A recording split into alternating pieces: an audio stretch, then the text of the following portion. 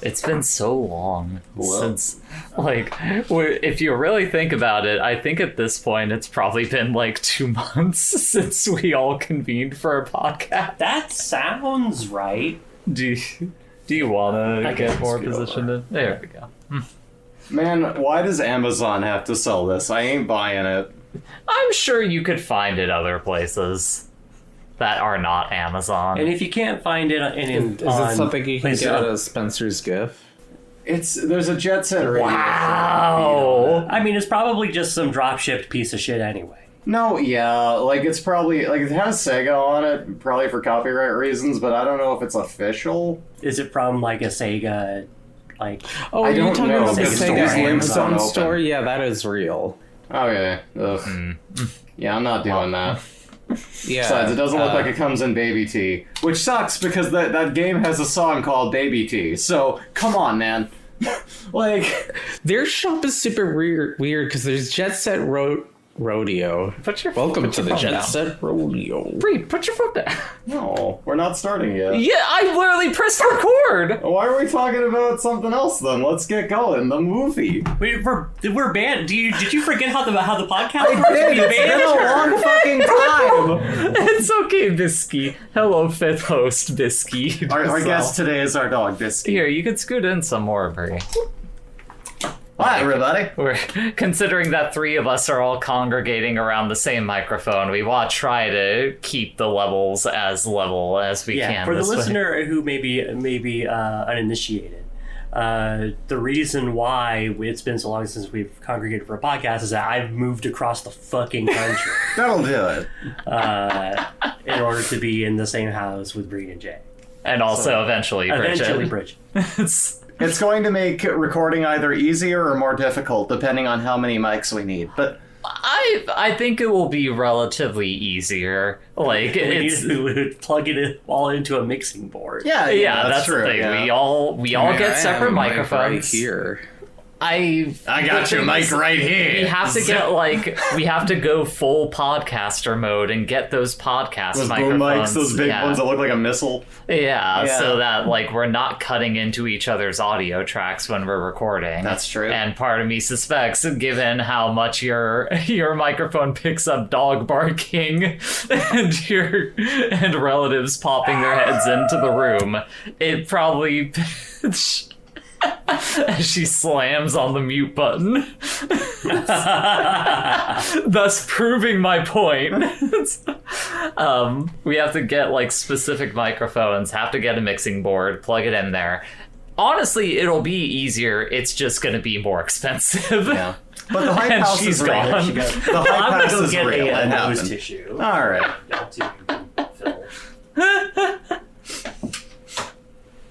That's another thing. We won't have to clap anymore when everyone's here, too. Oh, so easy. Oh, there's looking at a Poppy. beautiful For the dog. viewers at home who do not see the dog, there is a dog on the webcam currently. yeah. Adorable dog. Hi, looking at the window. Oh, observing. cutie. Okay. Get ready, Bridget. It's just you and me clapping today. You ready? Gotta do countdown with my fingers. Are you ready?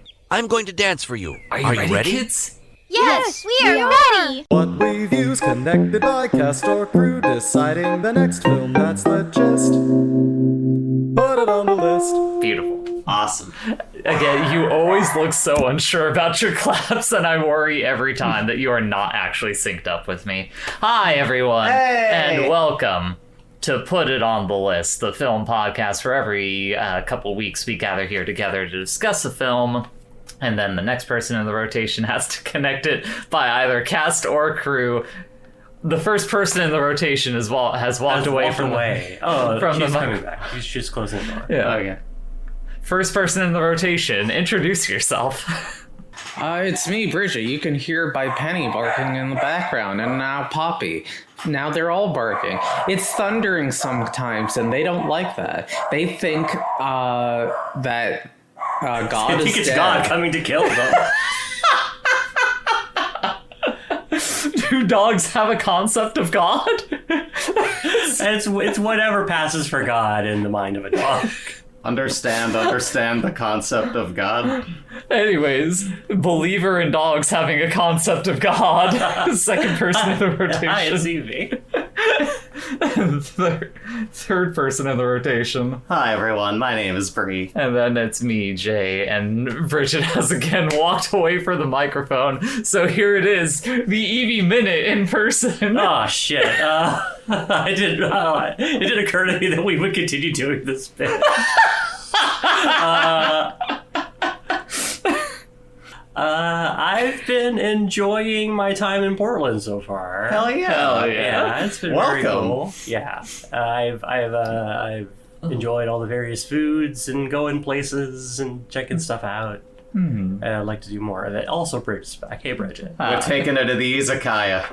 Now the introductions are done. Last time we talked about a piece of slop derogatory in the film Congo. Call it slop. Why? What do you have against Slop? What do you... It's good slop. It's like a really good Come oatmeal. on. Come on. Really funny oatmeal. That movie is slop. No, Do not lie. I refuse to call They it start slop. cutting monkeys in half with lasers. It's slop. I mean, But like, okay, look, you're can't- the one drinking monkey blood and calling it slop. Hold on a second. Like, I look with the current definition or like the colloquial usage of slop as a term now. Like, I feel like it's unfair to call a Congo slop because, like, look, it may not be a good movie, but like. It is a kind of filmmaking that was just like a lot of people put time and money into it. Oh, sure. Like, There's just like there's lots of individual instances of craft being performed. I want it to be known that at the very least, when I use the term slop, I do understand that actual hard work was put into things, regardless of the overall quality of what it turned out to be. Because what I was going to say is that Sinners is also kind of slop in an incredibly artful way. Oh, okay. So your definition of slop is so broad as to be basically useless. Yes, Okay. exactly. Anything that even might have a slight sorry, modicum of comedy is not cinema to the great J. If anybody is referring to something as slop, I assume they're comparing it to having a sloppy steak. I assume they're comparing it to memes posted by the White House. No. Where it's just God. Yeah, where it's just like, oh, here's, or like just some fucking, oh, here's me as a Studio Ghibli character. Or it's just like, no, that's slop. Let me clarify my definition. When I say slop, I'm talking more like pulpy things. Like the literal definition of like pulp fiction. Oh, trash. E- Junk. Not junk, but stuff Are you that's talking like, about Transmorphers? I have no idea what you're talking about. That's the Asylum film bootleg of Transformers. Never mind. I can't get bogged down in this conversation because I'm clearly alone in what I am trying to say. Yeah, so I'm it's afraid not so. it's not Jay's worth me new digging this hole. bazinga. It's her new catchphrase. Shut up. Do not say I have a bazinga. How dare you? Okay, so I think I think you've. You generally get what I'm trying to say. I do, but it's also the sort of thing where it's just like, oh, this is elevated horror. This isn't like your Okay, baby bitch no. bullshit horror. It's the inverse of that, where it's like kind of being honest about the fact that like this isn't like art like type thing, but it's like this is, really fun. It is done with an artful craft. And there are moments in it where it's like profound, which we will get to once we actually start talking about Sinners. Yeah. But like overall, like the way you look at the way that movie ends, it is like a like intertwined, like just complete like action movie, like trash, but also like this real like genuine moment of like pathos for this character here. Not to get too far ahead of the conversation, but like that's kind of what I'm trying to get across. I'm just saying slop and sloppy. I'm trying to brush up on my fucking, like, I forget the connection is the problem. I'm gonna need that. We rushed into this, and I'm like, Sorry. fuck, I don't know what the connection to my movie is. We'll pull it back. It's just we got bogged down in me trying to define my definition of slop. Like, have you ever heard sloppy? That's, of course, from the boss fight in Final Fantasy XIV, where you fight the one guy and you keep saying sloppy. I have no idea. I have no idea. That's beyond my Final Fantasy years. Used to have that redeem. You gotta understand, I basically have not Such regularly devastation. That was not my intent. I hardly stream it all myself. Like I haven't like regularly watched Twitch streams in like a decade. At the very This was like a least. decade ago. What I'm saying is it's not locked in. It's not in my brain. You know what I have to say to that? What? Sloppy! Alright, well... Anyways, we got a little bit of catch up in the EV minute while, but, 3 of the people on this podcast have spent the last 2 months moving. The hype house is real. It's real, and it's here. Yeah. I'm surrounded by people chanting, hype house, Hype house, family. But that's been like the major thing that 3 of us have been up to. But does anyone have other things they would like to share with the group in terms of stuff they've been enjoying or partaking of? Oh my god, the new fucking Joey Valence and Bray album is amazing. Okay. Hyper Youth is really, really good. I just listened to it because I was working on some art commissions and I was like, I need some tunes. Hey, what's this? Oh my god, they still got it. They still got it. High recommend from me. For the people who have not heard of Joey Valence and Bray, they're very much like rappers in the style of like Beastie Boys. Very like much a that pastiche. kind of. But they're so good. We also recently went vinyl shopping, and I finally got a vinyl copy of Discovery by Daft Punk, a dream of mine. It sounds so fucking good. Like It does. Every time we buy an album on vinyl, it's like rehearing it for the first time. It's just magical. It's fucked up how real the placebo effect is. No, yeah, hipsters were right, and I'm mad. Like every single album I've gotten on vinyl and listened to, I'm just like, fuck, it does sound better than it does on like headphones or like on a normal soundbar or whatever. Yeah. So yeah, is that the main thing you've been up to that you want mostly. to? I guess I'm also kind of working on like a dojin with my OCs, but that's off like that's not here nor there. Translator note: Dojin means fan comic, and in this case, a pornographic one. But whatever. Point is, I've been busy with art. Been doing a lot of stuff lately. Evie, anything you've been up to that you want to share? I've been playing a game. The main game I've been playing recently, aside from Elden Ring Night Ring, which there's Jay and Bridget and I have been enjoying regularly. Y'all have still been in that Night Ring. Yeah, it's a very good game. Yeah. It's very fun. The main game I've been playing is Uma Musume Pretty Derby. Horse Girls. Let's go. I've been enjoying the Horse Girls. As I said before anyone comes for me for how I acted on the previous episode we did concerning Horse Girls. I wanted to like the Horse Girls at the time. Sure. Yes, and that came to pass when I played the game. I feel like that was everyone that was down on the movie was very much in that vein of like, I want to like the Horse Girls. I want to feel what everyone that likes this movie is feeling. Pretty Girl Derby, friendship is property. Yeah, it's great. I'm still not on it, but I'm very much like live and let live. Yeah, like for those who love it, I'm happy for you. It's just not my thing. As someone that was a Idolmaster head for a good period of time, game respect game. I like hamburger. Yeah. Yeah. But Bridget, you been up to anything? Is it time for the anime season check-in?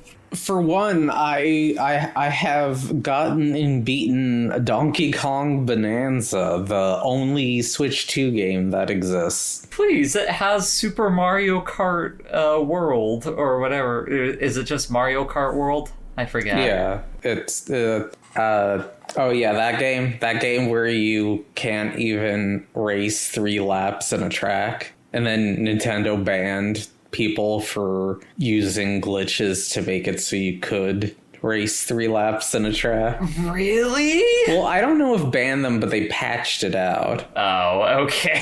Those are two very different things. But it is indicative of Nintendo being like, you're going to play our game. If you do it even a little bit otherwise, then we will bring the full Hammer of God. Yeah, we'll bring the full force of our capital and legal might. Boo. Yeah, Nintendo is the Disney of video games at this point, and just exercising what they view as their God-given right to control the... Princess Peach is a Disney princess now. It's over. But it always kind of has been. Anyways, you were talking about Donkey Kong Bonanza. What else you got to say about the Donkey Kong Bonanza? It's a very good game, and I'm not saying you should buy a Switch 2 for it. However, if you own a Switch 2, it would be foolish to not buy the one game that is you really have already good. consumed. You should consume more. If for some reason you bought a Switch 2 without knowing what games would be on it, then you can finally buy a game for it. That's right.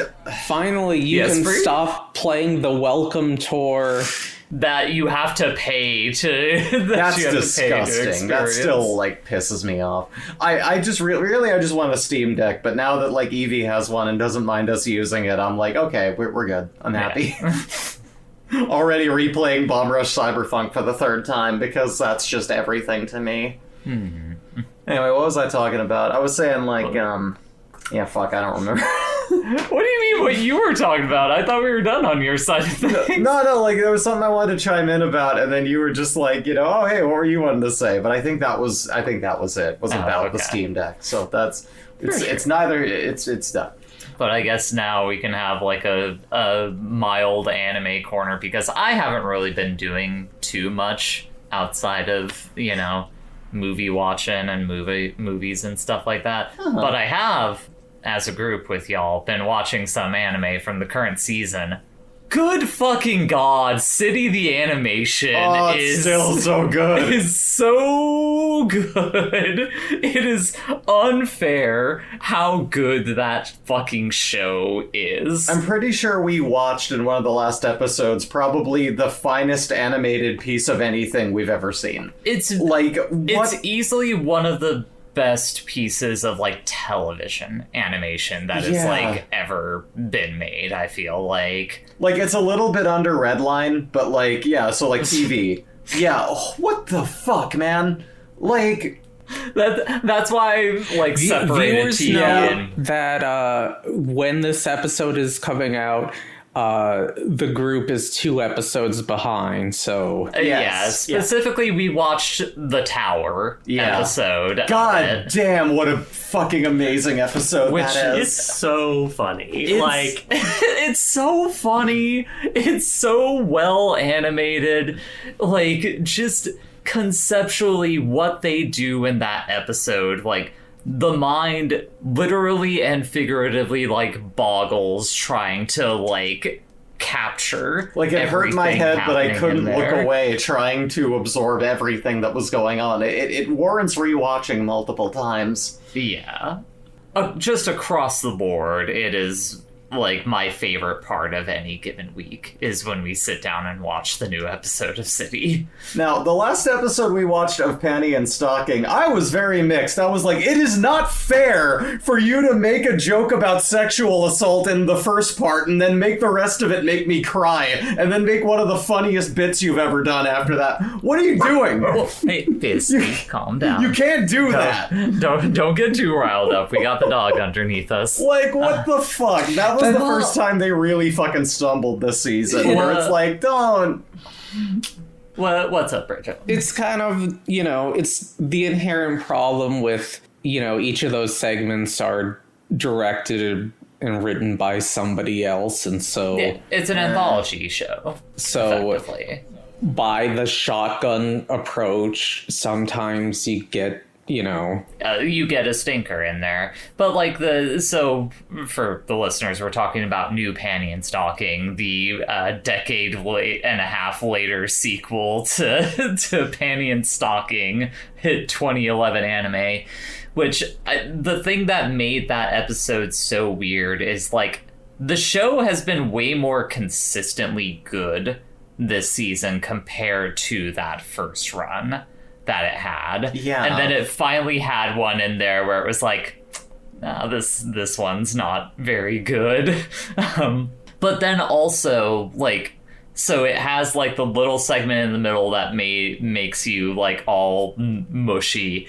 And then the final segment of the particular episode we watched was just mind-blowing, because specifically what the episode does is it's this amalgamation of it's essentially a love letter to animated adaptations of American comic book franchises. Yeah, specifically ones from the 60s and 70s. It's insane. It starts with the super friends and the old Fantastic Four cartoon. And then there's a fucking shift that happens in that segment where the animation goes the inverse from that super low budget low asset animation style of those shows to it just fucking cranks the dial up, and then becomes what was a tribute to what was the it was the episode feels like it's a tribute to Jack Kirby's Fourth World New Gods stuff. I don't have the image in front of me, but there was just somebody posted direct parallel of this is just the scene they recreated. Wow. Yeah, and specifically the thing that hit me so hard is it's literally a crash into that shift of animation. It's that moment where they cut through into the white void, and it just blew me the fuck away. I cannot get over that moment in the show, personally. It really, really, really stuck with me.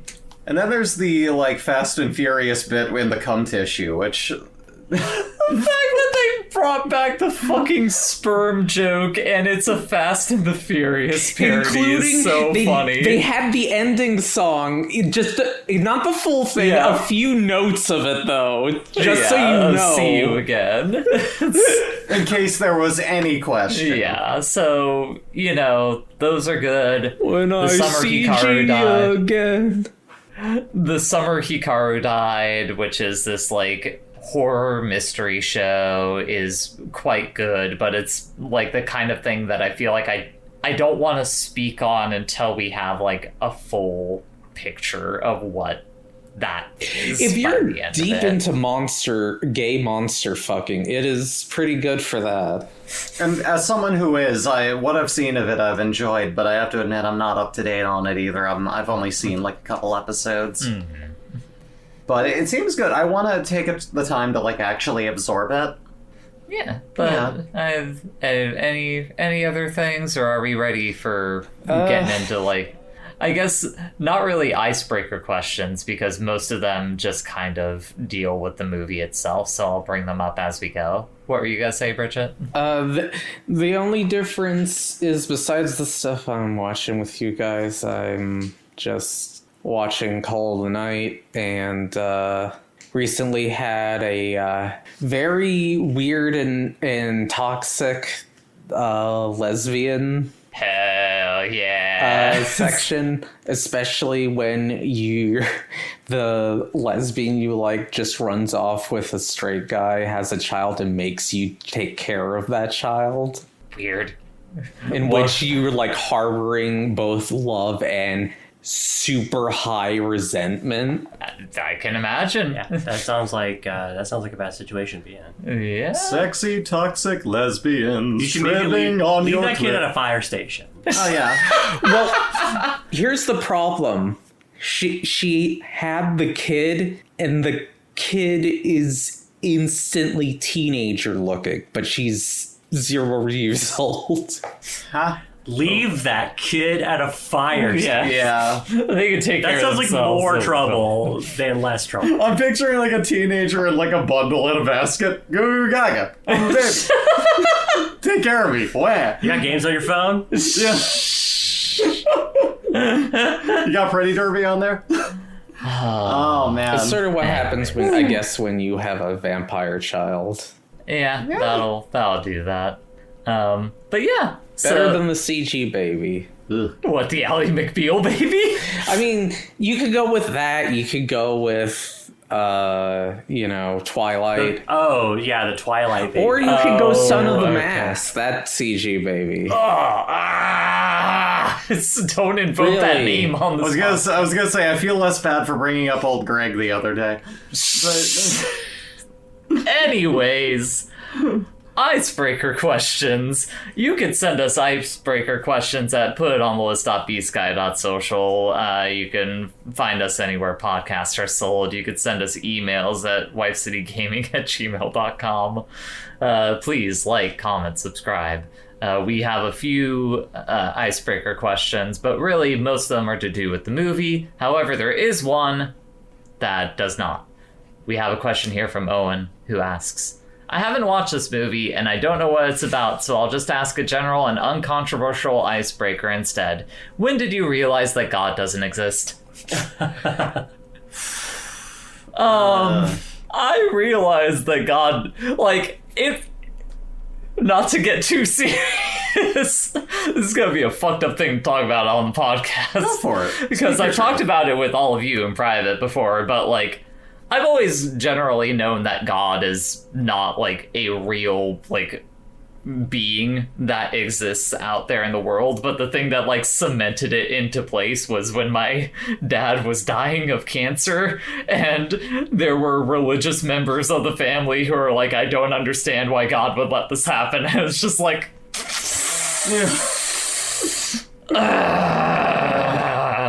What can you say? yeah. So that was it for me. For me, I think it was when we watched The Mask 2. I had to leave. I was like, no loving God would let this happen. I've always been not even agnostic. I've always just kind of been in my own mind. I'm I don't really believe in it. I was raised lackadaisical Jewish, and I didn't even know that we believed in a God. That's how much they never really touched on anything. But yeah, no, I feel like things like that remind me every day that, Evie? I think it was just a gradual realization where it's just you look at the world around you and it's just we sure have created, this is surely a hell of our own making. yeah. If there is a God, we're already in hell. Yeah, this was created in his name largely. So it's just either he doesn't exist, and this is just the hell created by other people, or he does exist, and I find the idea of worshiping him obscene. And so it's just Though many years ago, that mega church giant Jesus statue getting hit with lightning was really funny. That was... Bridget? When did you realize that God doesn't exist? Some sad news. If you didn't know, the Holy Land finally closed down a few years ago. That was the Jesus theme park near Universal and Disney World. Is that the moment that you realized God doesn't exist? No, but The Holy Land got one shut day down. your knees will buckle under the weight of your endless sins, and I won't be there to save you. Or your knees will buckle under the contraption that runs the motor in the rising ride that happens up there with the little parachute. That's why they shut it down, was that someone apparently got killed by that. So You're talking about in Icon Park where the football star fell off the thing, and he died, and they then put a statue and still operate that ride. Yep. Just like Superman at the top of the Superman the ride. Oh Lord. Okay. Another question from Owen that's movie related but doesn't necessarily go into plot details. I've now watched this movie and I now know what it's about, so I'll ask a movie related and uncontroversial icebreaker instead. When did you realize that America doesn't exist? That's a more complicated question that, like, I have more of the thing that Evie had of, like, kind of just a gradual realization over time. Well, I mean, that's the thing. Like, Exiting there school is in no such 2008. thing. There is no such thing as a country. There are small groups of evil people who do bad things in the world, and like. But, like, we exist as a company that does horrible things, basically. And, you know, I just personally, in my heart, I can't believe that there is not an America when there's so much suffering in the world caused by America that I gotta hold it in my heart that that's a demon that we live with every day. I gotta backtrack and say +2, Bridget. that was a good one. Evie? I was radicalized over the course of the Obama administration as I realized what a disappointment it was. Uh-huh. And then it was just like, oh, this is... It would be better if you know what? I'm not going to finish that. I'm not going to finish that thought. I'm not going to finish that thought. Yeah, please finish the that I have thought constantly, yeah. on a recorded podcast. Yeah, It's you know. so... I just got a new job. I can't do Yeah, you can't. Which, hey, congratulations! Congratulations to Yay! your new job at the new place. Which Now there's 3 people paying rent, and I'm here too. I just gotta say, it is very funny living with Evie now, and Evie getting to experience the conversations that I have with Bree in private usually. And If I cannot speak my mind in my own home, I am not free. Fuck the microphones. and Evie just having to be like, there's still so many microphones around us. There's still so many. Welcome to living with me. It's okay, they're coming for me. Anyways, now 40 minutes into this, we can finally start talking about. Okay, the last thing I'll say though. Yes, please. I want to put it in the inverse, where it's just like America doesn't exist, but that also means that there's infinite revolutionary potential. There is. So long as we can as long as we can summon the will for it. Yeah. Which is and we can create things of our own. I believe in the power of the human spirit. I mean, I think that's not to get too personal, but I think that's literally part of why we have, aside from just wanting to live together, but part of the desire to build a queer commune here, where it's just no, we don't have to be held down by the burdens of recording on Discord or putting ourselves out there through these other things. We can also just exist in the same space and enjoy local community. Yeah, there's no delay, there's no static, and we can just be together. And I've been loving the found family aspect. I like living with people again. It's kind of nice. Well, I mean more so in the sense that Evie is talking about. It's cool to live in a place where there are even though I haven't really done much socializing with people out and about. It is wild to live in a place all of a sudden that we're just there are just trans people walking around. No, yeah, we're normal. They're here. just here. Yeah, you don't just have to be friends with the first trans person you meet, or we're most of them. Bridget, you look like you had a thing to say. I'm sorry. On the topic of God, I feel like as a Floridian, I have to bring up the I-4 eyesore, aka the God building. I have no idea what you're talking about. Yeah, what is this? That's a catchy name, though. It is a forever unfinished building, because person making it, God told him to not pay for it, and so it is paid with donations, and it has been left unfinished for almost 2 decades now. Awesome. Great. That reminds me, there's no time to talk about it now, but next time we need to address the righteous gemstones. Oh, yeah. Because we've been watching sure. that too, it dawned on me, but we'll get, that's going to have to be at some It's very apt for this part of the conversation at the very least. I love Land of the yeah. Lustrous. Very different Steven thing. Universe. But yeah. But yeah, Evie, tell us about 2025's the year of our Lord 2025. Yeah, this is a current movie. This is the newest movie we've seen yet. It is. And I mostly picked it because, one, Delroy Lindo was in the previous movie, Congo. Sure. And And also, just like I'd heard that this movie was good and I wanted a reason to watch it. Sure. And he is also in this movie. And yeah, it is directed by Ryan Coogler, who I believe you're gonna have to correct me on this. You may have to correct me on this one, Jay. But he directed the 2 recent Black Panther films. I believe that is correct, yeah. And also Fruitvale Station, The Creed films.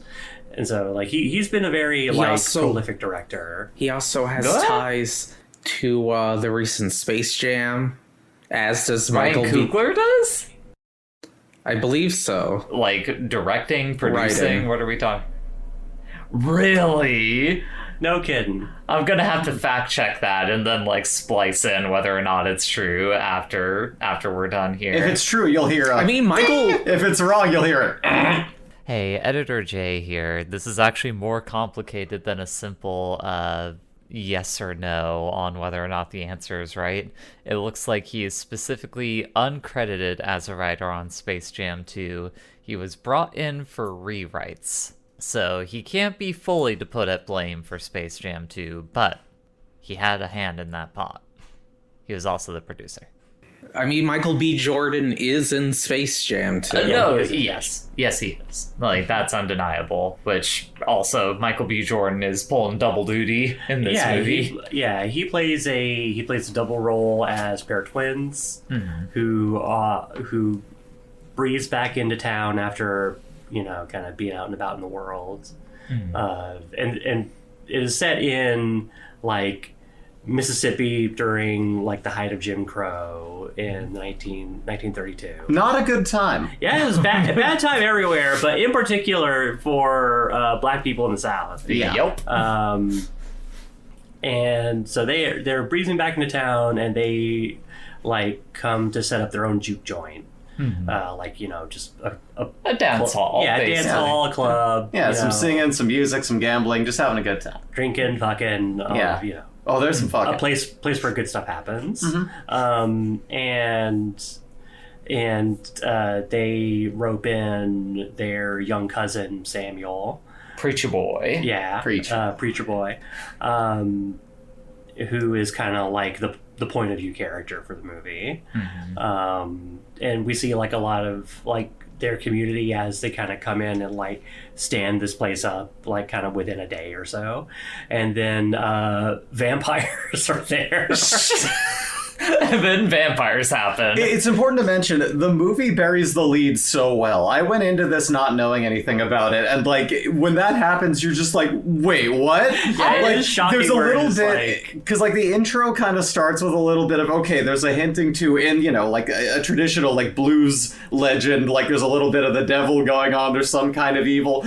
I didn't know there was gonna be fucking vampires. Like, the first time I saw that, I was like, oh, okay. It's easy to forget how this movie starts, where it's just like this kid walks into a church and he's like visibly like haunted and like his face clawed and like looks shaken as hell. And and then like an hour later they're vampires. Yeah, like specifically in this opening sequence, we are having these flashes of like anytime like someone is like calling out to him, we have these flashes of the villain that we'll eventually talk about, like already calling out to powerful him. like cuts like of just in and out of that, like you say that the movie buries the lead, but I don't think it's so much that the movie buries the lead, it's that the movie does such a good job of engrossing you in the characters and the setting that you forget about those moments. They find like these, they find these absolute characters and put together this band, and it's all about like getting that juke joint together, and like it takes you on that journey with them. Like there's so many like phenomenal sequences, like I guess phenomenal sequences of just like character interaction. Like I think that's where the movie has like the most juice in it, is in the cast that makes up everything in the film. Because like a sequence that like kind of early on, I don't want to say blew me away, but that was just like a really fucking good moment, is Smoke like going into the Chow's shop, and like the moment where they're like, okay, we need your wife to like make this sign for us, so they send the daughter over, and we get this nice like tracking shot of, she literally like, just walks across the street. To where the mom, they have like the Chow family has two shops in the store, or at the very least work at two separate places that are segregated basically. Yeah, and you overhear people being racist. God, I didn't even fucking consider that. That it's literally like there's the like the segregation like happening there in like real time too. Yeah, like there's one Fuck. like where the conversation is happening, like it is in Bo Chow's shop, where that serves like the black community there, and then crosses the street over to Grace Chow's shop, where you see a bunch of white people just talking about how, we used to have our side of town. Yeah, it used to be we had our area and they had theirs. Literally in the background, you hear someone basically say, "I'm not racist, but," like that's effectively what the dialogue like comes down to. And I have to say, like, it's really interesting to see a film address casual racism, as like hauntingly horrid as that is, in a way of just that's the reality of it, of just this is going on. It's not just like, I hate you, you're a blank, and blah blah blah, but like just having to exist in that cloud of errant, man, we all hate these people, like that toxic fucking scenario in all of its reality of just constantly being present is like, fuck, man. That's the insidious nature of like what you end up finding out is like the real like twist of the movie, which is that like this juke joint that they've bought the property for, it was literally just like a sting operation set up by the Klan. Made to be a snare trap in which to slaughter them. Like, just it's so God. Good God. But no, I guess I was trying to say, it's just like, because there's that moment, there's the like flashes of, foreshadowing in the very opening, and then there's also, you have that scene of Remick, the vampire, like clearly on fire. Yeah, he's on fire in daylight. Like being chased out by natives in the area, and it's like, you can tell, like, I'm pretty sure that dude's a fucking vampire. Like, and it said it's Choctaw? Yes, Choctaw, specifically.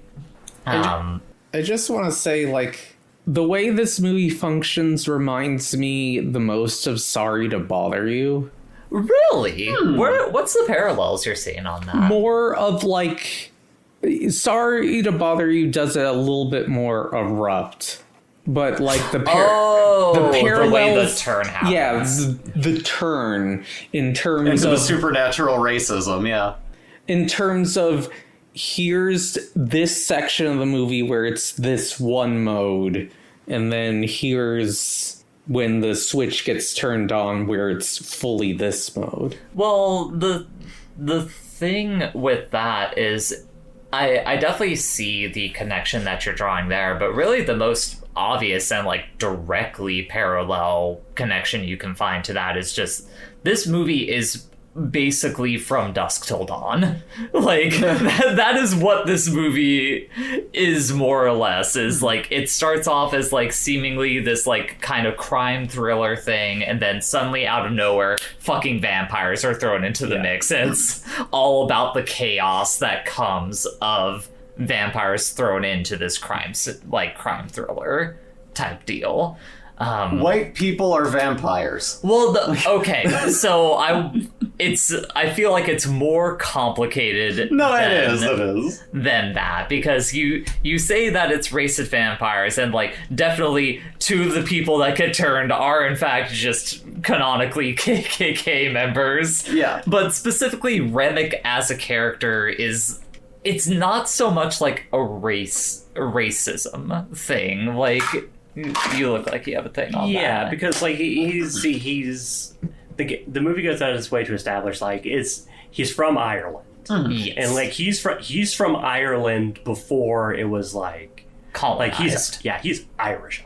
Yeah. Yes. Like he even like has something to say about like, I hated the people who brought Christianity to Ireland, but the words of it like still bring me comfort. And it's just like, I forgot about that. Yeah, what a line. Yeah, he's positioned very interestingly because he is nominally he positions himself as against like the Klan in when he's dealing with like the people at the juke joint.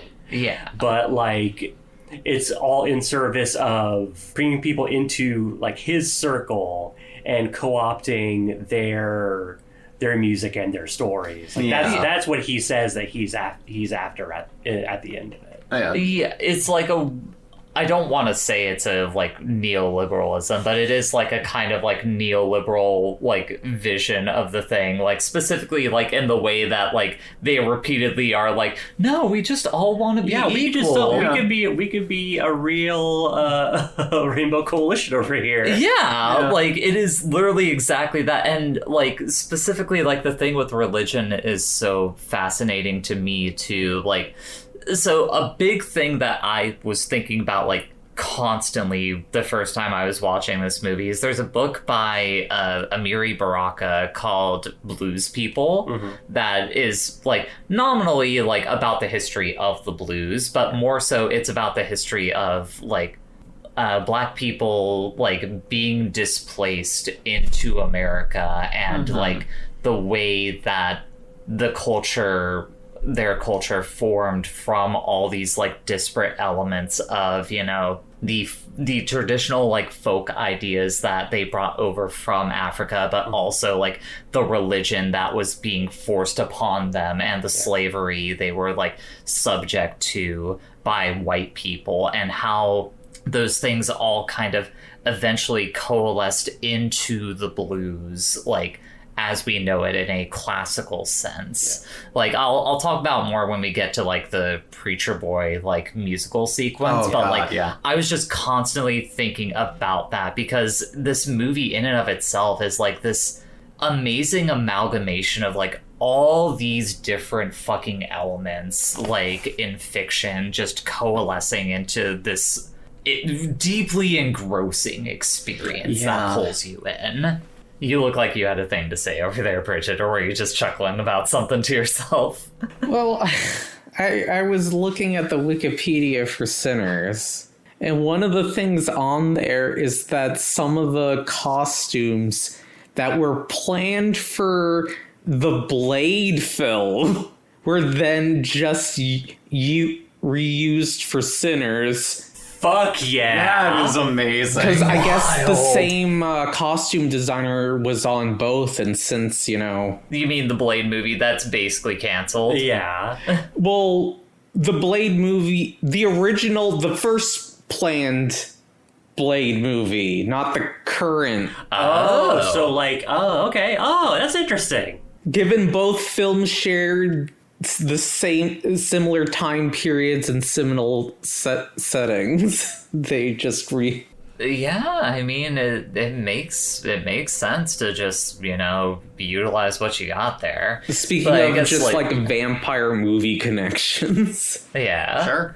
I mean, I guess we should probably like go into like the cast members that we have in here so we can better talk about everything that's at work. But like, you know, we have Sammy Moore as like the POV character, but really the the center of the film, character-wise, are in Michael B. Jordan's characters of Smoke and Stack. Yeah. Which, like, they are twin brothers who, one of them is the very, like, serious, like, business-minded guy, and Stack is, like, more of the charismatic, like... he's more of the face. Yeah, for the operation that they're trying to set up. And each of them has their own sordid past in this town that they are trying to open this up in. Smoke had, a partner that, they tried to have a child together, and unfortunately that child, I assume, died in birth. That's what it seems maybe? like. Or, like, was very young. Yeah. So wasn't there like a tiny handprint? Yeah, tiny handprint, like a bottle of milk next to it. They died in, like, infancy, it seems Yeah. And then you have Stack, who, like, has this jilted lover that, he fucked real good, as she put it herself, and then just kind of fucking bounced. And specifically her mom, in the face of those two essentially being orphans in that town, like, helped raise the two of them. Yeah, like breastfed them like they were her own, and like just really brought them up and like treated them with love, and like how could you treat her like shit after her mother did that? Yeah, especially since like they make it's well established in the movie that their father was a real piece of shit. Oh yeah, beat him. And it's do we ever get a clear answer that like Smoke killed the dad? I think we just have what Stack says to go by. Yeah, I think we just have his because Stack word. says that Smoke killed him because Stack usually was the like biggest target of the abuse. And their dad got to the point where like basically beat Stack into unconsciousness, and that's when Smoke decided to kill him. Yeah. But yeah, so like those two, had their sort of things, and then like just went off to Chicago where they robbed Al Capone. Well, not only like they were in World War One. Oh right, yeah, like where they were in the fucking trenches. Yeah, like presumably like when you hear about like the units of black soldiers who fought in World War One, they were used for like the most fucked up stuff, where like because like they were not viewed as being like as valuable as people, and so like you could assume that they saw some real shit in Germany, and then came back to Chicago where they did a bunch of stuff with Al Capone, presumably. Including rob him and take the liquor that they were trying to use during the Prohibition era, which I love how that's like a very understated part of it. Like it's so easy to forget like that was a thing that happened in America for like a period of time, and then you realize like, oh yeah, of course, like a place like a juke joint would be like massively popular because you could get all these different forms of liquor that have just been outright outlawed. Yeah, because like they talk about like I think it's with Delta Slim when they first meet him, he's just like, oh yeah, they give me like as much corn liquor as I can drink. We're just like, well, we've got fucking beer. We got Irish beer. It's fucking crazy that's like this big temptation. Just like it's beer. If they crack that bottle, you see his mind change immediately. Like, oh. Yeah, it's just like, oh. He takes a sip and he's like, opens up the Coca-Cola bottle. He tries that, just like, holy shit. He's just like, hey, if you join us, I'm gonna pay you $40 an hour. And you get to finish that beer. Yeah, and then the next cut, you see him already playing with them. Like, doing the music. And it's just like, yep, he's on. Oh, man. Is Delta Slim also both of yours favorite characters? Oh, he's so good. He's great. He's very good. Again, character actor Delroy Lindo. Killing it. Amazing. Just absolutely destroys it as Delta Slim. Like, just a full gamut of, like, emotions going on with him, because you have him as, like, he's very much like a character, like a comedic relief character in this movie, but also you have that moment in the drive over to the joint where they're passing by, like, the fucking, like, Like a chain gang. Yeah, a chain gang working, and he's like, keep your fucking heads up, like trying to like encourage them to like stay strong out there. And one of them recognized him, just like Slim, like and then immediately a gunshot goes off. It's like, oh fuck. Yes. And he like delivers this story about like how this friend that he worked with, he and that guy like got like caught up by the police, and like essentially they managed to get out of trouble by like performing for this like big group of white people. But you know, his friend who got paid like tried to hop a train, and like the conductor sold him out to the KKK, and that dude got just fucking lynched. Just murdered straight up. And mutilated. Like, just like the worst sort of shit that could happen. Like the type of shit you see photos of in history books, and you're just like, Jesus Christ, fuck, man. But yeah, you have that, and it immediately, as soon as he finishes his story, he's like fucking humming the blues, just this really good intergenerational like moment of like bonding between like him, Stack, and Preacher Boy all at once. Like, fucking great. It's so great. I love the role that he kind of plays as like Preacher Boy's mentor, as like someone who like gets him like very quickly like situated in his role as someone like who has this ability to like reach people through his music, and like that's right. Like he says for that first time that you hear it, like he talks about like when there's people who can play music, that's the intro to the film, isn't it? The movie starts with like that idea of like there are some people in history who are like so connected to music that like it transcends life itself. Yeah, the future, the past, like just like it all melts universal together, and you know it comes back right before Preacher Boy's performance, and then that is also intertwined with Delta Slim saying like this shit is like fucking sacred. Yeah, it is like important. This is like a deep art that connects people and pulls them together.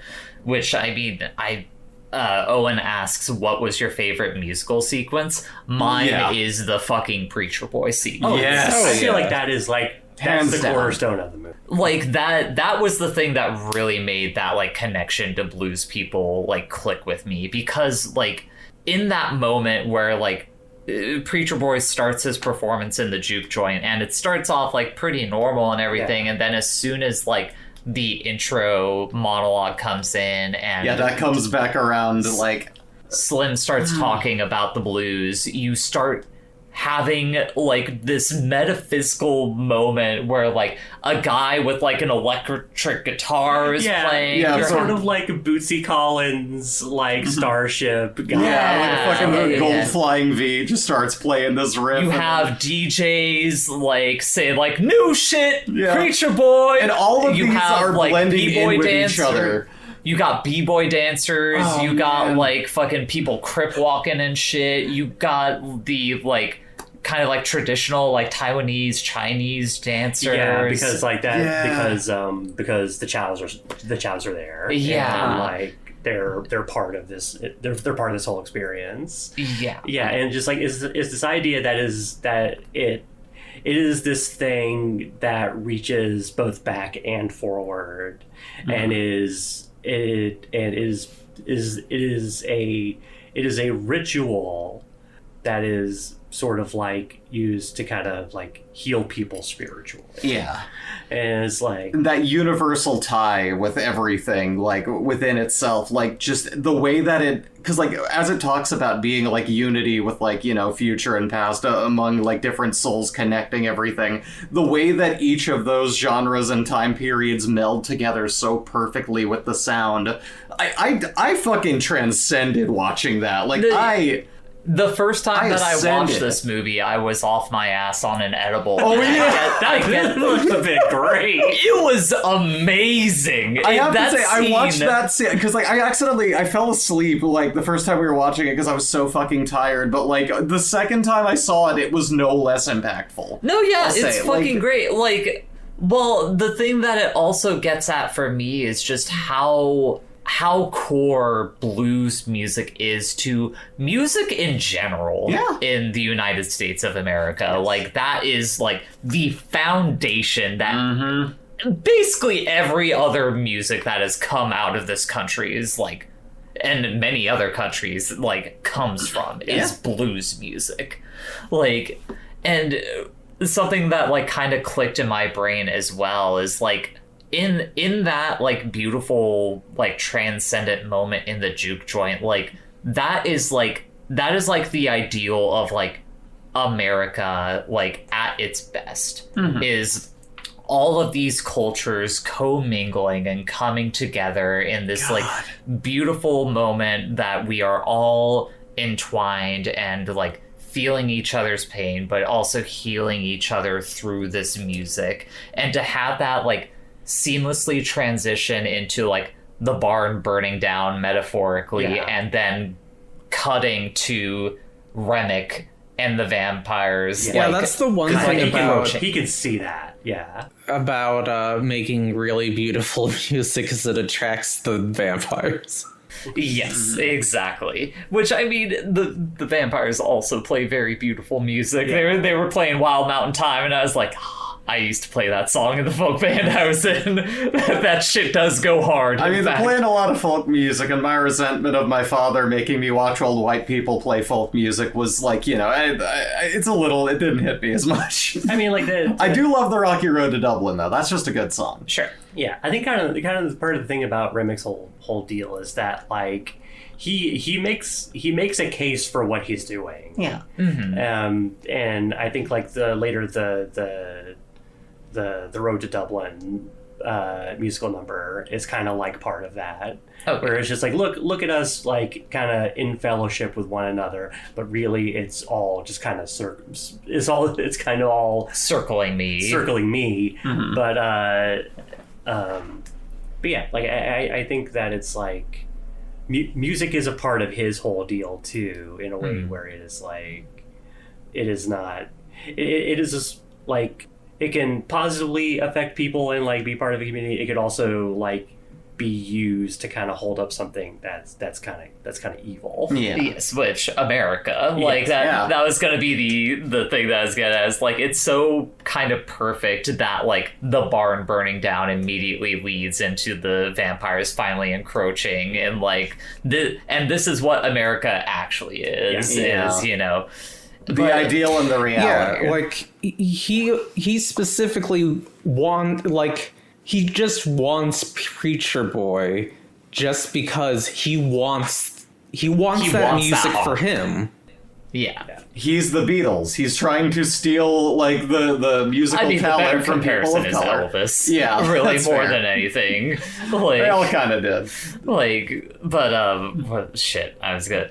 Well, the other thing that's interesting in the dynamic, but like specifically Remick being Irish, like that's such a very like pointed like kind of white person to make him be, because the thing that you end up having there is, you know, the Irish were also like very much marginalized in the United States of America in the same, not in the exact same way, but in a similar way to how black people were treated. Second-class citizen until eventually they were like upgraded. Yeah, which having religion forced on them, having their way of life, kind of there's a similarity, which, you know, eventually leads to like the creation of, you know, like white people. You are fair skinned, and thus you know you are white, when like really we are all just fucking American. Like that is like the dissolution of like any kind of solidarity in this country, is like people identifying themselves as white in and of itself, because that is what divides you from, you know, your fellow man. Yeah, it is something that like in modern times is definitely used to kind of like undercut the uniquely horrible, the idea that the chattel slavery system in America was uniquely horrible. It was just like, well, Irish people were slaves too. Yeah, and it's like,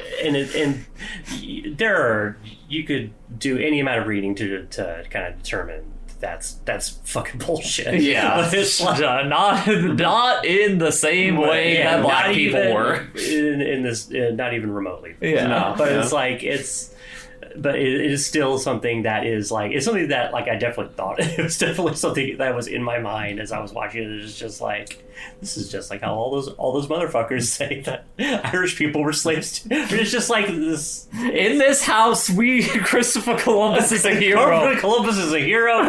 Boromir was a proud Gondorian captain who loved his king. It's horrifying to think, like, through, you know, like, I mean, there's always just been, like, the flippant random racism in media and everything, but, like, when you think of how, like, every walk of life has, in one way or another in this country, just been subjugated to horrible shit, like, over the years, like, you know, after World War II with, like, the internment camps and shit, you know, just during and after.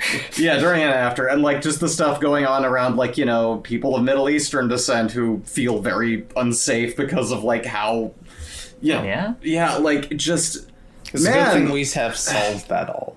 Yep. It's a good thing it's not a problem anymore. Yeah, it's because we've all formed our rainbow coalition and everything is okay now. I have an equality sticker on the back of my truck. Everything's fine. No, like that's one of the things that I love the most about the Rocky Road to Dublin sequence is like the very end of it, where like it is this like deeply engrossing thing where you're like, oh, this is like this fucking wild dance sequence that's just come out of nowhere in here, and then they all like start converging around Remick, and like you see their faces turning like more ghoulish. Yeah, like it's a brief flash, but it's fucking terrifying. Yeah. In that split second, it's so good. Yeah, it's like a thing that's like in the many conversations I've had with one of my friends back home. She was just like, well, here's the thing. Vampires aren't scary anymore. And like I think like this I feel like this movie makes a good like here's how to make vampires terrifying. Yeah, absolutely. I was kind of thinking that too, because like it had dawned on me, like I think part of it is like how it unveils it and how it kind of plays it out in this film. But like if this film were done differently, they could have easily been just like a flat, boring horror film with vampires. Because like we're tired of vampires. I don't like From Dusk Till Dawn that much. Like that's the thing. I think that movie is okay, but I feel like as a vampire movie, it's not like super scary. It does such a good job with it. Yeah. Evie's vampire romp continues. Oh, yeah, I guess it never ends. Yeah, I was thinking about Salem's Lot some while watching this movie. Yeah, where like there is something similar, or like Remick is interestingly kind of positioned to a character like the vampire from Salem's Lot, basically. The head vampire. Yeah, the head vampire from Salem's Lot, where like his like when that guy comes in, his energy is just like, it's just pure malevolence. Like it comes in and it just like so completely like eats that town, where it is like you just see this entire community kind of just like fall inward around like this guy's evil. But like you see Remick kind of like, it is, as I was saying earlier, like he kind of like he makes the case for a case for it, and he only makes the case after he's like done the violence to get his shit started. Yeah. Like his evil is like he hides the bites. Like he hides the bites so that people cannot immediately tell that. God, I didn't even fucking consider that. God, like, there's this one shot where like Bo shows back up, where like he is mostly facing the camera, but he kind of turns and you can see like a little bit of blood on his shoulder. That's the fucking amazing part. Is like it's the tiniest bit that like if you are not paying attention, you don't see it. Yeah.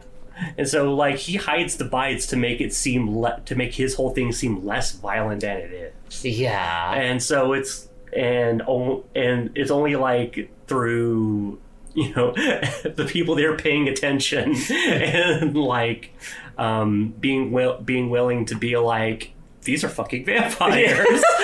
Is that keeps them from getting got. I mean, that's my favorite part when the movie like finally like does its turn, is like each time like before the full-on invasion comes that like the vampires try to make their way in, and like they're having those like that. I think that's the thing that I love the most about this movie, is how much it adheres to that rule of you have to invite them in for them to get in, because it leads to these great conversations between these characters where they're just like specifically the obvious one is like Cornbread. Like when he tries to come back in the first time, they're like, what, you didn't ask all these other times, like your big ass could get through this door easy. Like it's so good. Yeah, the fact that they're just like, why do you need an invite all of a sudden? And like it only like falls apart when like money changes hands,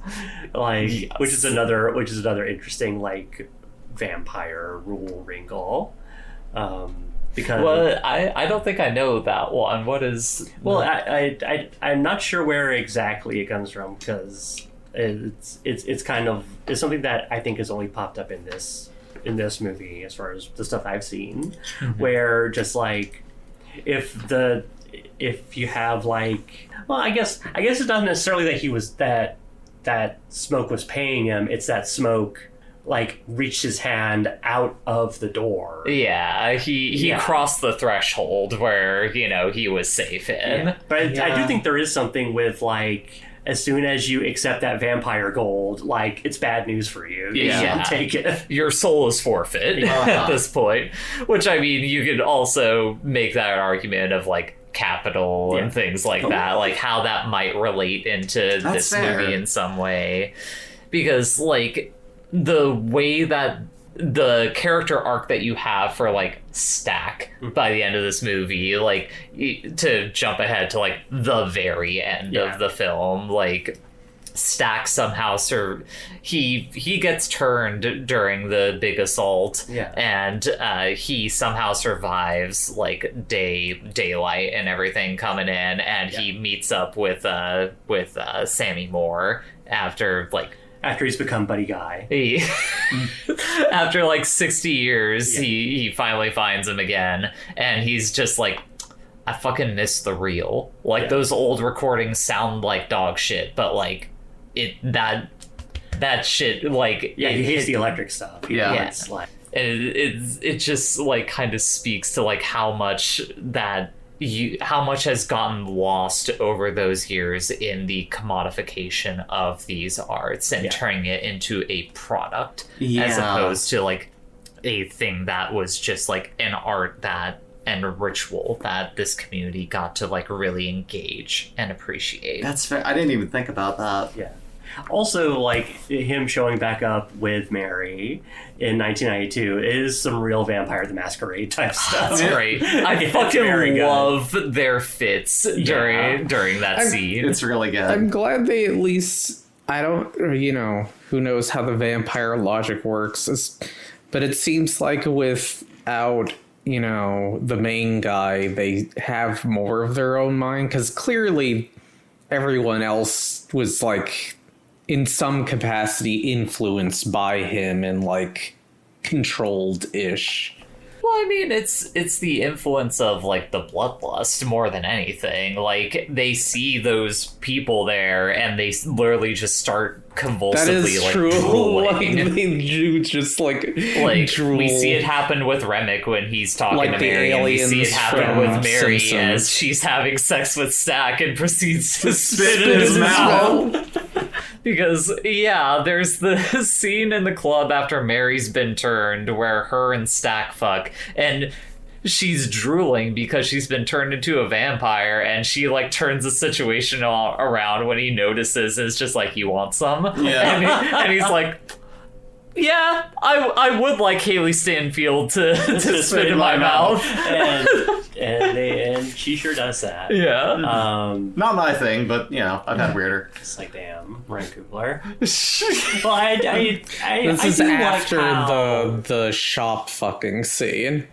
Yes, where young Sammy fucks a woman for the first time. And immediately, like, before even fucking, it's just like, no, I'm eating this out. I'm eating this fucking box out, and king shit. And that precedes finds the clit like previous that. fucking scene inside of a shop. Where Smoke has sex with, what's her? Fuck, I can't remember his partner's name. Oh, Annie. Annie, yes, has sex with Annie, like, and she specifically, like, starts with, like, rubbing his crotches, just like, your body didn't forget about me. It's just like, damn. God damn. Also, we need to mention the absolute king shit that, like, you know, when our preacher boy is like going down and like eating out, you know, getting some takeout. She tries to like say like, no, I walked here, like I didn't let me clean myself off. He's like, no, I want to taste you. Yeah. We like, here do going not down. wipe the dust off a Dorito before we eat it. Okay, if you're gonna eat, you eat. You get in there. That's just like Ryan Coogler very much laying out there, like just like no. Like, fucking respect women. Yeah. Like, those women are your queens. Yeah, that's right. Like, They birthed your children. yeah, this is the least you could do is to eat the box without washing. don't wipe the flavor off your food. And also that scene is like, it plays like, it pays off a joke from earlier in the movie where Stack is like explaining to Sammy how to eat. How to Yeah. eat. So he's listening good. through the door like, He's good like, man. yeah, good job, Hell yeah. cousin. Like, yeah. And then Grace comes up to the door and is like, Ooh. what the fuck? She's kind of like, what the fuck, but she's also kind of like, okay. Like, all right. Yeah, I mean, you do you, preacher Game boy. respect game. All right. But yeah, God, I appreciate how much Ryan Coogler just lays it out on the table. It's just like, no, yeah, these are the things I'm into. Let's fucking go. Also, like, it's heartening to, like, this movie has been such a big hit, partially because of, like how horny it is and how fun about being horny it is. Yeah. Because, like, it flies very much in the face of the, like, everyone's beautiful and no one is horny type thing. Oh, sure. Yeah. Where, you know, Marvel films are kind of on their way out, but like it is like depictions of sex are like it's pretty dire. Yeah, totally. And so it is a movie that is interested in like the role it plays in people's lives is. Yeah, I like good. that it celebrates it. how these like disparate moments can like turn into like, specifically for me, the one that's the most striking in that regard is like the smoke scene with Annie. Oh, yeah. Because like that scene starts off with like them like having an argument like about like why Smoke left.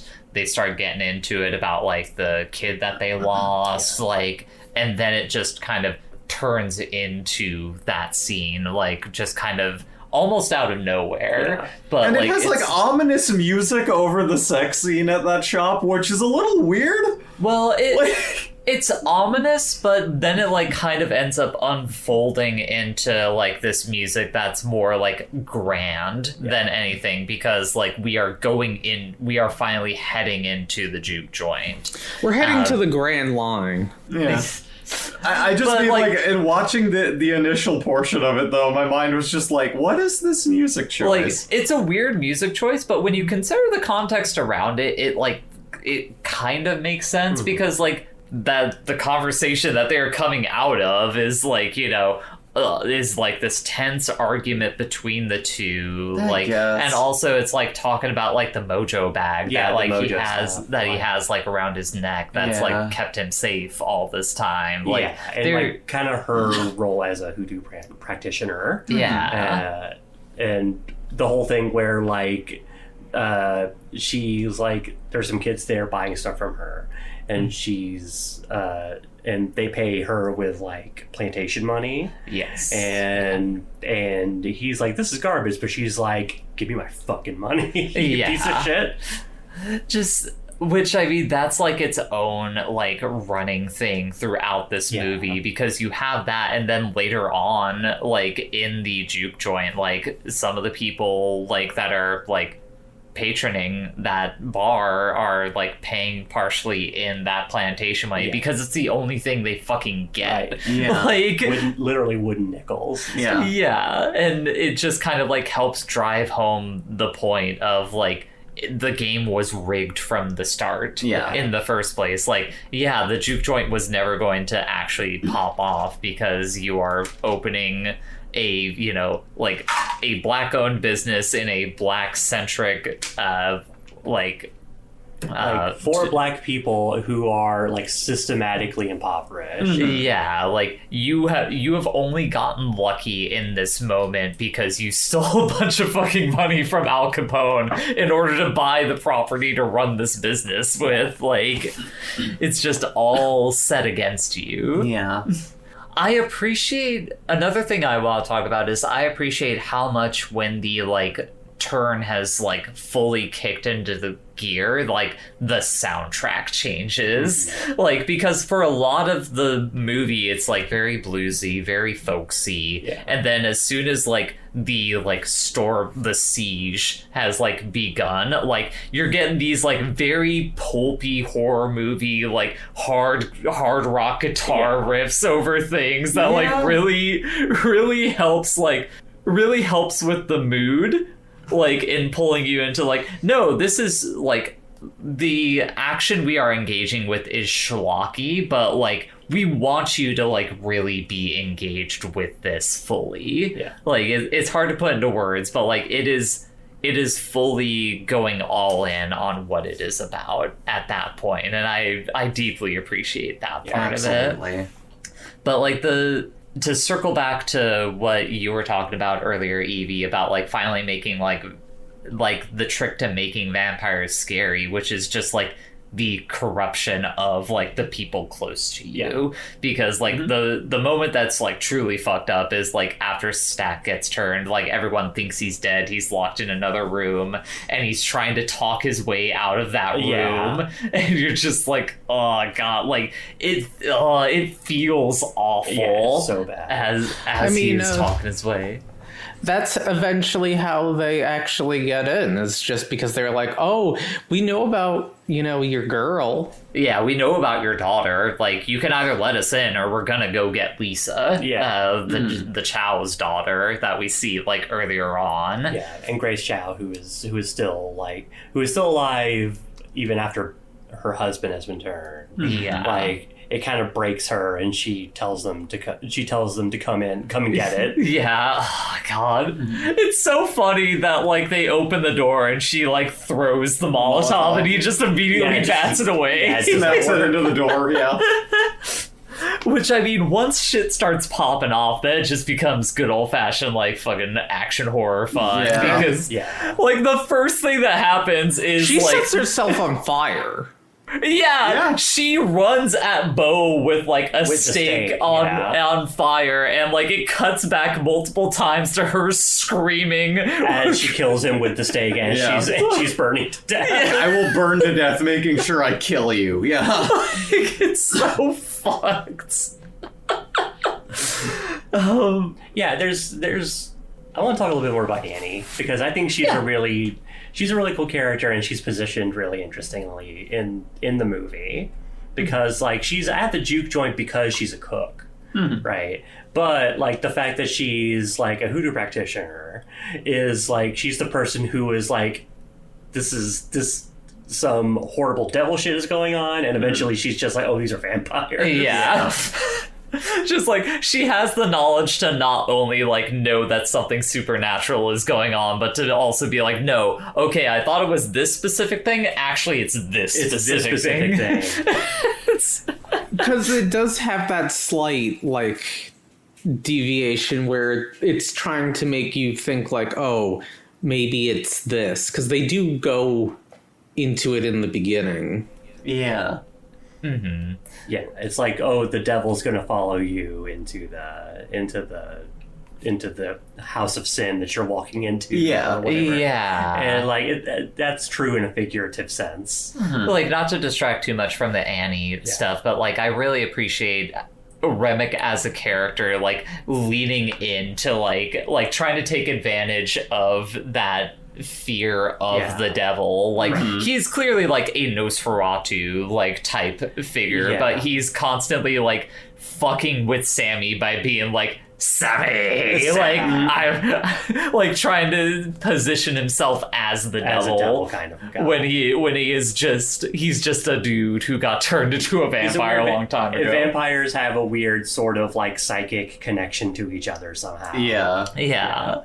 But yeah, going back to Annie is like I think like, and like her she's kind of like, she kind of reveals like a very interesting like kind of texture in the way the vampires are operating, because like the vampires are not stoked that Smoke kills her after she's been bitten. Yeah, they're like, oh no, like she's got you, like you hit her with the final death, so she can't come back as a vampire and be part of the vampire. Yeah, family or like whatever. the way they get incensed about the fact that like you have killed part You of their killed someone, community. yeah. Like it's, but also like kind of on that note, like that like spiritual like pureness that she wants to maintain Yeah. is like, She's like, I don't want to be to have, because like the way that she like explains vampirism is that the soul is like Locked trapped in. in the body, and like you can't move on. She's like, I want to see my baby. I want to like just go. like, I don't want to stick around here. Yeah. Like like fucking kill me. Yeah. like Annie is arguably, I would say, like the heart of the movie Yeah. in that respect. I believe that. Yeah. Like, especially in the resolution that you get with Smoke's character, where, like, you know, it's they survive, him and Preacher Boy survive the night, and Smoke basically just gets it in him that, like, man, all this fucking happened because these fucking KKK dudes, like, set us up. Yeah. Like, I'm gonna get the trunk and I'm gonna fucking kill all of these white men. The trunk is alluded to earlier in the movie. Yeah, it's it's just great. like, oh, it's just full of guns. Yeah. Like he literally like gets a fucking stockpile of guns, waits out in the woods, and as soon as the KKK guys show up, it turns into like a fucking like Rambo scene Yeah. with him Yeah, like just it is gunning truly everyone just, down. Yeah, I just do like beautiful. the payoff there of like he's seeing, you know, his dead That like that's the type of shit that I'm talking about, like that I was like trying to allude to, like when we were having the conversation on me using like the word slop or something like that, because like that fucking moment of him like flopping onto the ground, looking next to him and seeing Annie and their dead child like in a like literally like angelic vision. Yeah. Like they are both wearing white. and meanwhile a like, racist is trying to like distract you from this and he touching. literally like is just like guns like, him shut down. Yeah, Tommy guns that Trying to fucker read silent. with, Like, like, I'm having a moment. Like it's this beautiful moment. Like it is like this beautifully dissonant moment between like this very artful like character like arc here, but also like just fully engaging with like the pulp elements of the story that they are telling, and how that like how it really allows both of them to flourish so fucking well. Yeah. How I was just gonna say, and like how disgusting it is that like the KKK head that he's shooting dead is right before he's, you know, already injured from the gunshots, trying to promise him to scam him again, going, I've got money, what do you want, I can pay you. Like sure. like he hasn't already like sailed that fucking ship. It's like, fuck you, capitalist. I'm having a moment with my family. More fuck you racist, but also But yes, yeah, fuck no, you, like, you know, capitalist. the thing where it's just like, no, let me buy my way out of this, and then fuck you over again, like, fuck you. It's beautiful. It's so, there's so many just moments of, like, you know, catharsis in that little span of time. But I think it's a testament to how well constructed the movie is, and how how well acted a lot of the performances in it are. Sure. That like the move of like, oh, I'm gonna be with my dead wife and child, you know, in the hereafter. Like it worked here for me in a way that it just like doesn't anywhere else. You Sure. know? Kind of like on that point, like another piece of media that I thought about a lot while watching this is I talked about last night, but Everything Everywhere All at Once. Like, you and I both had like kind of like similar vibes on it, where we were like, it's good, but like the larger thematic idea of like family and stuff like that didn't really gel with us. No, yeah. Like, and in like the resolution that we got, it was kind of like, I mean, it was good, but I didn't really feel that. It part also of it. had the issue of being severely overhyped. Like, before I went into I it, mean, I was told that this thing was God's this gift movie- to film, and Sinners has also been like incredibly like propped up in this. I had the benefit of not hearing anything about it personally. Okay. Yeah, I think this So- this is like the like popular choice movie, or like the movie that, like, you know, people just feel good about it. Yeah. What were you guys saying? I mean, Bridget?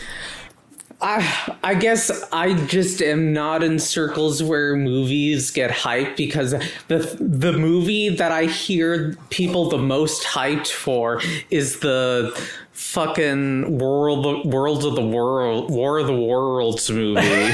Starring Worlds. Oh, it's because you're in circles that Yeah, you're in bad mostly movie that circles. mostly consume trash. Yeah, like that's a very yes, you are in a very different circle from the ones that we tend to. That sounded engage very with. mean. I'm sorry. World of War of the World craft. I think she understands. Fine, next time I'm put on the list we're watching. I kind of want to watch that. No, yeah, it's supposedly like. Doggy! Oh, hi, Oh, Poppy. No, Poppy. lock it, Right. lock in, damn Right, it. sorry. There's a very cute dog on Bridget's side of the Yeah. like I heard the War of the Worlds uses like actual footage of like bombings in Syria, but puts like CG aliens in the shots. That's It's like, oh, disgusting. that's horrible. That's I- really bad. I hate that. Anyways, to return to the thing Anyway, that I was back to trying the to say movie. is like, for me, like, I don't know what it is. I think I have a bias in like preferring horror things. Like, that's like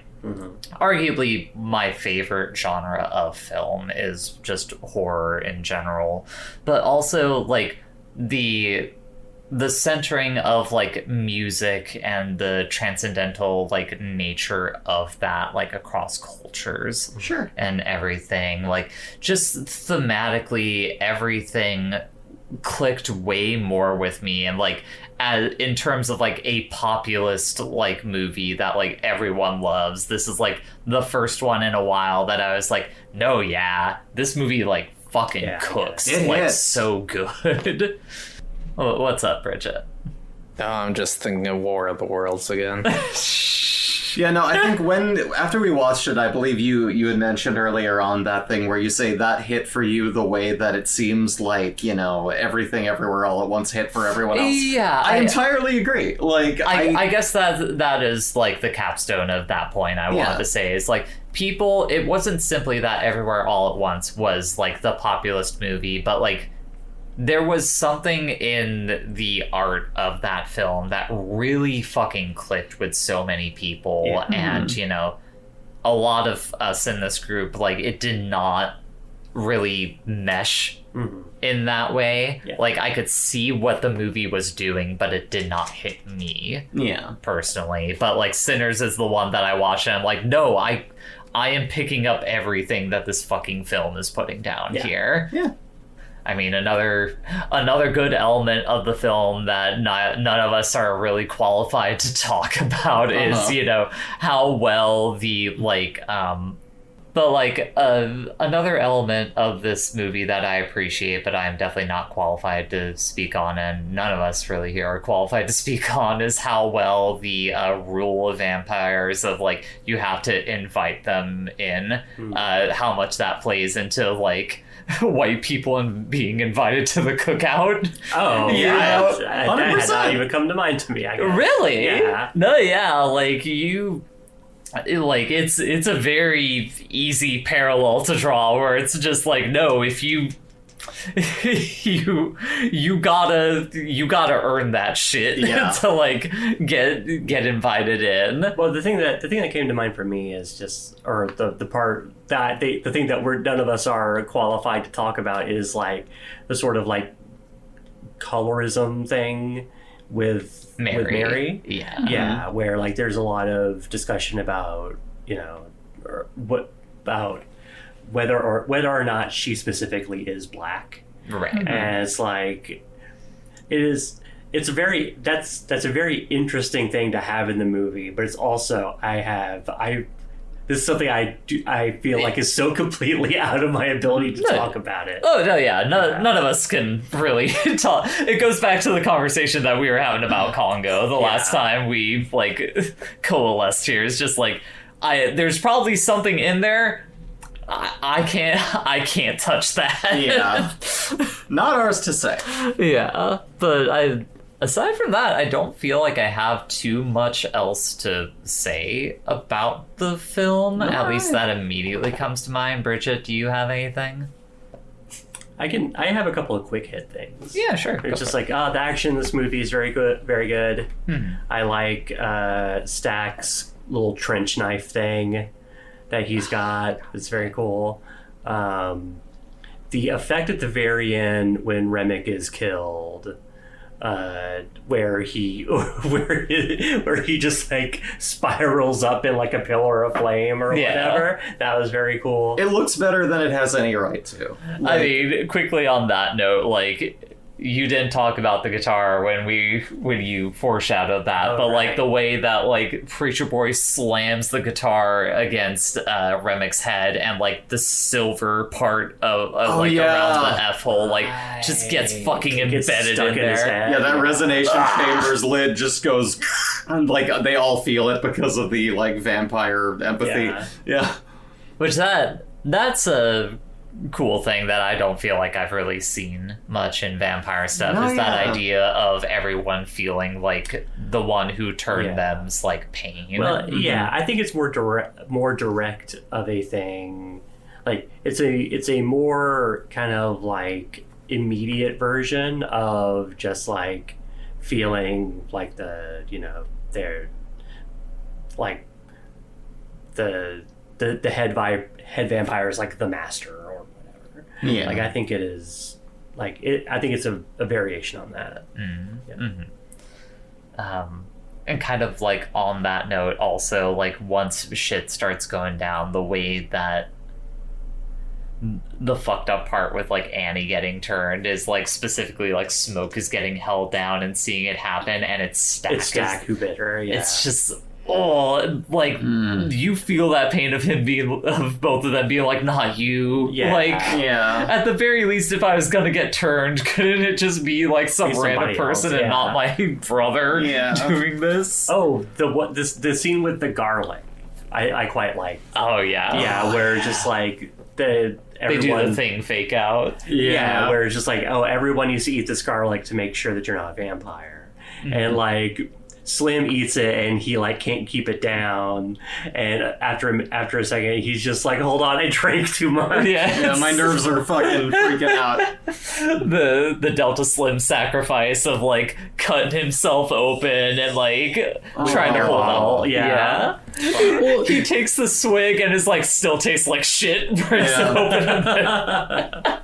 The thing fake out first happens because they think somebody's dead, but they're actually not. They just spilled tomato sauce and passed out on top of it. Like, and that poor guy, he's just like, is this about my tab? I promise I'll pay it. Let me in. Help me! Yeah. Gets taken. Yeah. That did make me think that, like the villain, this is effectively asking these people to convert to be controlled under him. Welcome to your new... Yeah. We're living in a post-racial society. Yeah. Racism has been solved. Stack's like, he's got no vision. That's a great moment. Yes, Bridget? I'm offering you true freedom. Yes. All you have to do is believe in the lie, and, you know, it's gonna be fine. Yeah. Hurt people. Any other quick hits? Robots kill people. Yeah, I did like when that guy who got thrown outside got turned. You just see Cornbread just like get him with the hit stick, just like he gets trucked by that guy. Well, I also like how after he gets hit, there's a conversation going on for a while, and then the guy that got is like stretching like he woke up from a nap. Yeah, and that's when Bo shows back up too. Like he's just like, all right, I got the keys, let's get going. And like while the guy's she being like eaten looks right over next at to the him. other guy being eaten. I guess that's another thing that we didn't talk about is just how funny this movie is. Yeah, this movie's like, very funny. Yeah, like it leans so much into its pulpiness, and like that is what helps like the artful moments in it like truly shine. But I guess we're on to final thoughts. Evie, as the person who picked this, any final thoughts you want to talk about? Great movie. I'm really glad we watched it, and yeah. I mean, about the same for me. Fucking great time. Like, definitely one of the most fun, like, all across the board movies that I've seen in a while. Sure. I feel like, I will say, despite, like, really being in love with the character stuff, I do feel like it has a bit of a slow start to it that, like, if you're not prepared, if you're going in expecting it to be like what it eventually turns into. If you want the vampire side, it does take a while to get there. But yeah, it makes me glad that I didn't know going in, because I really liked the pacing of the initial portion. So like, yeah, you don't go in knowing that there's going to be monkeys and lasers. Bridget, speaking of final thoughts for you. This is really good. I really enjoyed it. Yeah, it's congratulations. They made another good vampire things. Put it on the list. That's our second vampire thing? that sounds right. Yeah. After Blade. Bree, what are your final thoughts as the person picking the next movie? I mean, as I and as a couple of us have kind of made clear, there are so many elements in this film that, like, if they weren't done right, would not have hit, and I was surprised that they could. Like Evie said, you made vampires scary again. The way I feel like the heartfelt moments and, like, the how they put off, like, the initial, like, you know, extreme turn in the movie to its exact timing worked so well for me. That I was just like, I didn't think a movie like this would appeal to me again in such a fresh, wonderful way, and I very much enjoyed it. But that brings me to now what our connection is. Delta Slim, Delroy Lindo. Cool guy, that Delroy Lindo. I believe that was our previous connection as well, wasn't it? Yes, it was. Well, you see, he also stars in 2001 Jet Li, The One. Oh yeah! Oh yeah! This is a film that I've known about, and I'd always just kind of, it's been on my back burner if I want to get to this at some point. So when I heard initially that, like, you know, it was almost picked, I was like, oh, there's a connection there.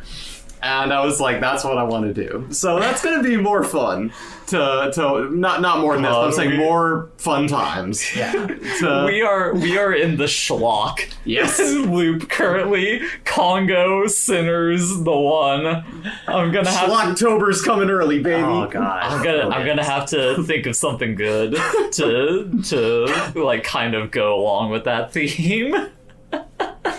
All right. Yeah, well, and the answer is War of the Worlds. Can you find a fourth Delroy Lindo movie to pick for the cycle of Lindo? well, I mean, dude. Oh yeah, it would be the fourth Delroy Lindo. Shit. Yeah. Oh man. I think that's where I'm gonna start, and we'll see if it continues. Yeah. But Because if you're like, okay, fourth one, Malcolm X, not a schlock movie. I have to be honest. Different. That was the other one I was thinking Yeah. of, but I was like, I'm not ready for something that heavy. I want to properly absorb that. heavy in that movie is also like 4 hours long. That's really a lot of it too. I'm not ready for another Saving Private Ryan. It's going to be so much to take in, and I'm just like, I'm busy right now working on a commission and a couple other projects. I'm like, I don't have it in me quite yet, but I do want to watch that. Well, Bree, speaking of those projects, where can people find you on the internet? Yeah, people, you can find me over on vgen.co/asnesbo. That's ASNESBO. You can also find me at that same at over on Blue Sky. You can watch me stream on twitch.tv/easybreezytv, EAZYBREEZYTV, and I don't stream as much as I used to. I'm kind of taking it a little bit slower. I was finding I needed to like not do it as much because I was getting burnt out. But when I'm on there, you'll see me, and I'm playing funny stuff. Recently, I've been playing some of that what's the game? Brutal Legend. Brutal Legend. And it's fun. The Tim Schafer favorite. Yeah. You connect back to when back when Jack Black was a beloved person, and not there's good people on both sides. Kung Fu Panda, and it's a great game. It's funny. I'm enjoying that. So come join me whenever I get back to it. Bridget, where can people find you on the internet? You can find me at... She's looking at the puppies. Look. Okay, listeners, there's a little Dachshund, a little floofy Dachshund, who is like draped over the arm of like a chair with her like front feet. Hey Bridget, whose guitar was that? Kind of stuck over it. It was Charlie Patton's Charlie guitar. Patton's guitar. No, that's That lying motherfucker.